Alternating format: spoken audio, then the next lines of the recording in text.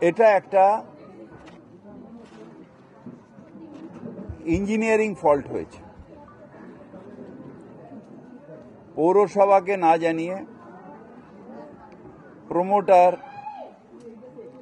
সে নিজে পাকামি করে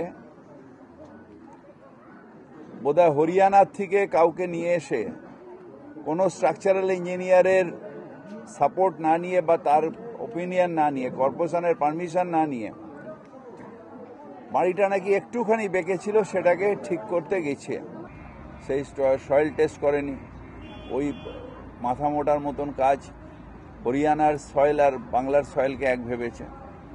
তখন বেশিরভাগই এখানে জলাভূমি, সেই সময় যখন এখানে সিপিএমের বা বামফ্রন্টের রাজত্ব ছিল, সেই সময় বেশিরভাগই জলাভূমি এই সব অঞ্চলগুলোতে, অ্যাডেড এলাকাগুলোয়, সেইগুলোকেই বোঝানোটাই কালচার ছিল।